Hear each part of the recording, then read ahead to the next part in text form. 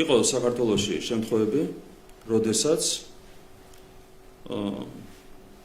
ხელისუფლებამ სცადა იოლი გამოსავლის გზით წასვლა და წლების განმავლობაში ამაში დაიხარჯა ხალხის მრავალი მილიონი, რომელსაც რეალურად არ მოაქვს ხელშესახების შედეგი. აქ არ მინდა დაკონკრეტდე რა მიმართულებაზეა საუბარი. ან თავის დროზე მთავრობა მიიღო მათ შორის ხალხის ზეწოლის საფუძველზე, საზოგადოებრივი, ასე ვთქვათ, საზოგადოების ნაწილის ზეწოლის საფუძველზე მიიღო კონკრეტული გადაწყვეტილება და დაიხარჯა დღემდე ათეულობით მილიონი იმაში, რასაც არ მოაქვს ხელშესახები შედეგები. ასეთი პრეცედენტები გქონია.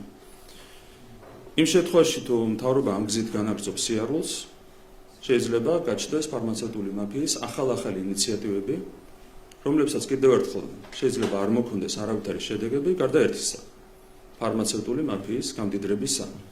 და საბოლოო ჯამში ამ თანხების საერთო მოცულობა, წლიური მოცულობა, ძალიან მარტივად შეიძლება ავიდეს მილიარდ ლარამდეც კი.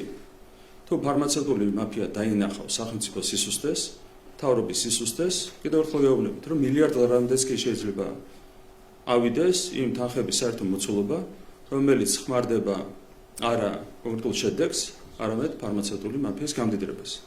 ამიტომ ყველა მაქსიმალური პასუხისმგებლობით მოვეკიდოთ ბუნებრივია ამ საკითხს. კიდევ ერთხელ გამიმეორებ, ეს არ არის ჩვენი თანხა. მე პირადად არაფერს კარგავ ამ თანხის გაცემით პირიქით. ხო რომ გამოვიდე და რომ განვაცხადო ამ თემასთან დაკავშირებით, სხვა თემებთან დაკავშირებით, რომ გავცემთ აქ 50 მილიონს, იქ 30 მილიონს, აქეთ 100 მილიონს, ეს პოლიტიკურად მხოლოდ და მხოლოდ ქულების მომტანი იქნებოდა პერსონალურად მათ შორის, ჩემთვის, მთლიანად მთავრობის გუნდისთვის, მაგრამ მეორე მხარეს არის მთავრობის პასუხისმგებლობა.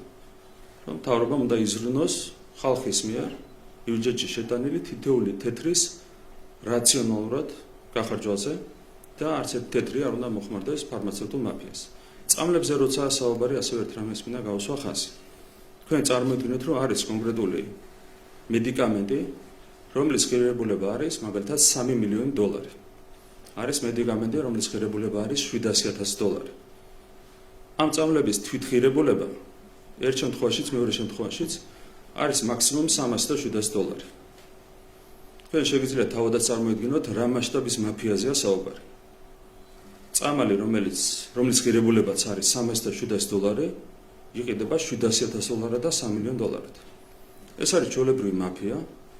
თავარია, რომ ჩვენ არ ავყვეთ მაფიის ინიციატივებს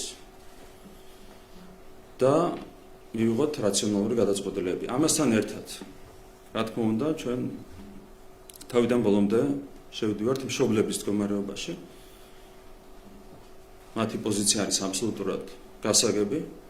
ჩვენთვის როგორი მიუღებელიც არ უნდა იყოს, ასე ვთქვათ, კონკრეტული ინიციატივები სწორედ ამ რისკების გათვალისწინებით, რაც ფარმაცევტულ მაფიას უკავშირდება, რა თქმა უნდა, ყველა შემთხვევაში თავიდან ბოლომდე უნდა შევიდეთ მშობლების მდგომარეობაში. აქედან გამომდინარე, იყო კონსულტაციები ჯანდაცვის სამინისტროში მშობლებთან, რა თქმა უნდა, ყველა ფორმატში უნდა გაგრძელდეს კონსულტაციები.